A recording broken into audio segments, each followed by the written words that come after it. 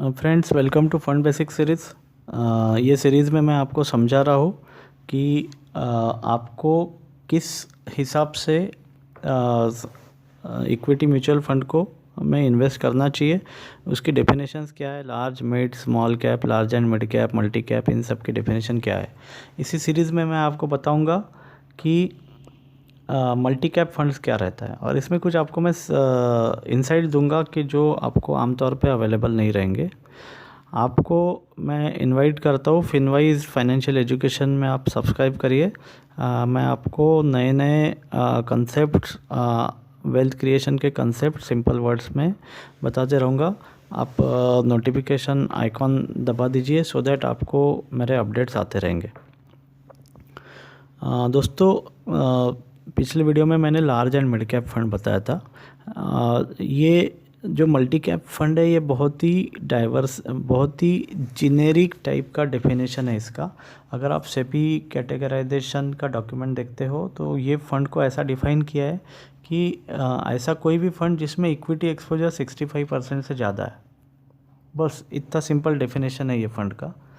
इसमें कोई भी ऐसा कंडीशन फंड मैनेजर पे नहीं लगाया है कि इसको इतना ही लार्ज कैप चाहिए, इतना मिड कैप चाहिए। यानी टेक्निकली अगर मैं बोलूँ तो फंड मैनेजर ये इसमें तीनों लार्ज मिड और स्मॉल इक्विटी रिलेटेड इंस्ट्रूमेंट में ले सकता है। वो 65% से ज़्यादा चाहिए ताकि उसका इक्विटी टैक्सेशन बन जाए, पर इसमें कोई ऐसा कैप नहीं डाला हुआ है।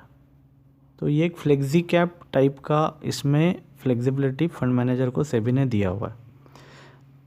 लार्ज और मिड कैप फंड्स कैटेगरी से ऐसा डिफरेंट है क्योंकि large and mid cap fund में उसको कम से कम 35% लार्ज कैप रखना ही है, या 35% मिड कैप और 35% मिड कैप रखना है।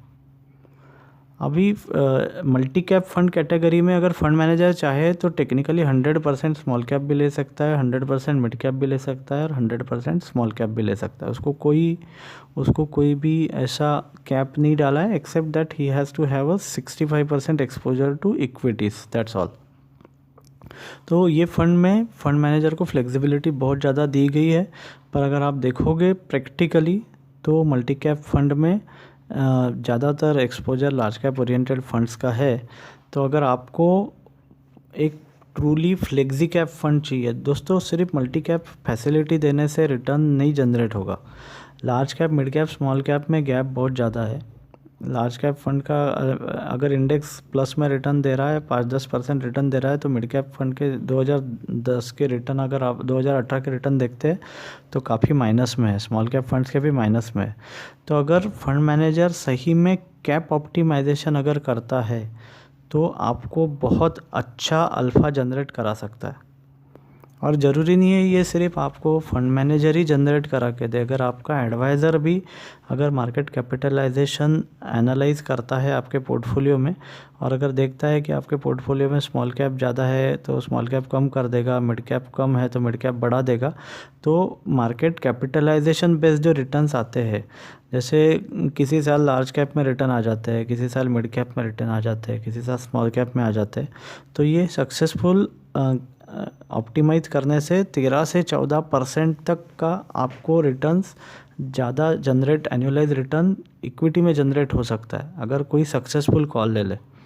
तो 4 से 5% का अल्फ़ा आपका इक्विटी एडवाइज़र, जो म्यूचुअल फंड का एडवाइज़र है, वही जनरेट करा के दे सकता है अगर वो प्रॉपरली इसको एलोकेट करे, लार्ज मिड और स्मॉल का कंपोजिशन बनाए। ये कैसे बनाना है मैंने आपको एक जनरल गाइडलाइन डिस्क्रिप्शन में हर वीडियो में डाला हुआ है, और यही काम आपका फंड मैनेजर भी कर सकता है मल्टी कैप फंड में। तो आपको ये मल्टी कैप फंड का सिलेक्शन बहुत ही क्रिटिकल है, क्योंकि वो फंड मैनेजर इसमें अगर एग्रेसिव है तो वो आपको अच्छा कॉल्स देके हायर अल्फ़ा जनरेट करा सकता है। अदरवाइज़ फिर एक लार्ज और मिड कैप फंड में और एक मल्टी कैप फंड में कोई अंतर नहीं रहता है अगर फंड मैनेजर बहुत कंजर्वेटिवली इन्वेस्ट कर रहा है तो। So friend, this is a very typical category जिसमें fund manager has got huge flexibility. So select it very responsibly. This category can give you very good return while containing the risk. मैं आशा करता हूँ ये video आपको value added रहा होगा। ऐसा ही अलग अलग कैटेगराइज को मैं रिमेनिंग वीडियोस में आपको समझाते रहूँगा। अगर आपको इसमें कुछ क्वेरीज है तो आप कमेंट बॉक्स में ज़रूर डालिए, मैं आपको श्योरली वो क्वेरी को एड्रेस कर दूँगा। Thank you.